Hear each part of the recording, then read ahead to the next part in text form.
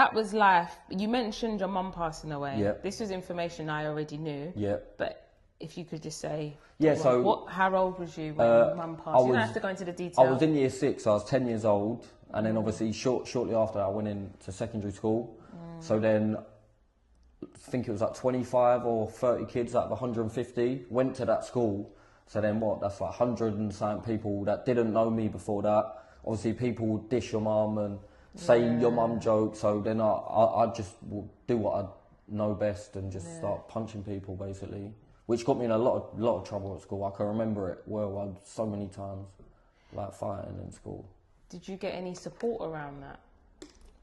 No, that kind of made me a bit angry because like people would say something about my mum who is dead, and then I'd punch them. I'd get in trouble. Teachers would be like, "Oh, you can't do that," like, and they wouldn't get in trouble. So I always felt a bit. That really did piss me off. I can't lie. So that was a bit. I think that was my biggest problem growing up. Just things like that happening. Obviously, I was angry about that anyway, and then I've gone into school, and then it kind of made it worse. I felt like cool, like my mum can die and people can take the piss out of it, and I can do nothing if that makes sense. And these teachers are going to let it happen. So yeah, that was probably that was probably a big thing as a kid. Yeah.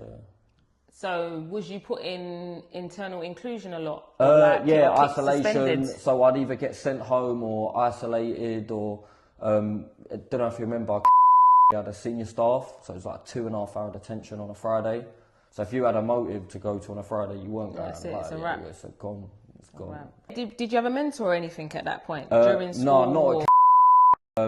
Was that the first school you went to? Yeah. So I felt like really know how to deal with me at all. They're quite like a military based, because they're all boys Catholic. It's either their way or no way sort of thing. Okay. And so there was no mentor. There was no support. I had a counsellor from what happened to my mum, and she was actually really nice. Like she actually knew my family, so it was someone I actually knew. Okay, it was a coincidence if that makes sense. But yeah, that was alright. But just no actual people in the school. I can't really think of one teacher in that outside of school. She'd come into the school to counsel kids in our school. Okay. But she didn't actually work at the school. Okay, that's good. And did you feel that helped? Sort of, because like I'll talk about it and whatever.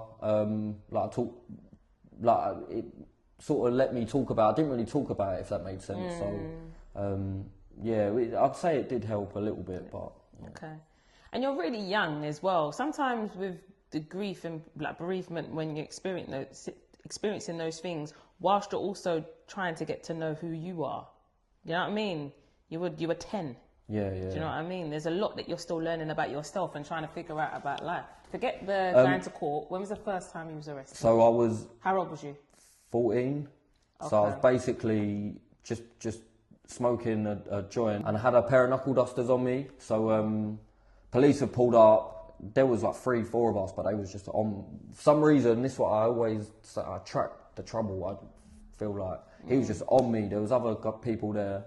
He let them go, and yeah, he searched me, found a weed, found a knuckle duster. They nicked me, and then let me go like 4 or 5 hours later. I think I got nicked at like 4 p.m.